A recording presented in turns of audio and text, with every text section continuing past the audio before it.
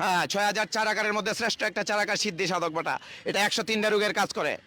হ্যাঁ এক পাগল কোথায় বসে সিদ্ধি খাচ্ছে না গাঁজা খাচ্ছে, ওইটা তুমি মঞ্চে বসে মন্তব্য করতেছো বাবা, এটা ঠিক না।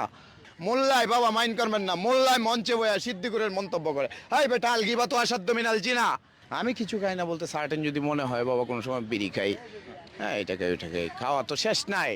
হ্যাঁ বাবা জীবাত্মার যত খাবার আছে সব আমি খাই। হ্যাঁ জীবাত্মার ভিতরে তো সিদ্ধি গাছও পড়ে বাবা। আপনি এটাতে আসেন না কেন? আপনি তো যে পুঁই শাক নিতে আসেন বাজার থেকে, ঠিক আছে, কমলি শাক নিতেছেন, ওই গাছ আপনি গায়ে জারতে পারেন না বাবা। 18,000 জাতি, 6,000 চারাকার, 6,000 ডিমাকার, 6,000 গর্বাকার। হ্যাঁ 6,000 চারাকারের মধ্যে শ্রেষ্ঠ একটা চারাকার সিদ্ধি সাধক বাটা। এটা 103টা রোগের কাজ করে, 103টা রোগের কাজ করে সিদ্ধি। কিন্তু এটা মণি চূড়া, মণি বুঝেন, পুরুষ মণির উপরে দাঁড়ানো, মণি দেওয়া মানুষ হয়। তে যে বেটা সিদ্ধি খাইতেছে ওর মণি খায় নিতেছে সিদ্ধি বাবা, হয়তো এমনি নিঃস্ব।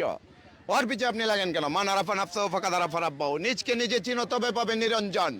মোল্লায় বাবা মাইন্ড করবেন না, মোল্লায় মঞ্চে বয়া সিদ্দিকুরের মন্তব্য করে, হাই বেটা আল গিবা তো আসাধ্য মিনাল জিনা। গিবত জিনার চাইতে শক্ত অপরাধ।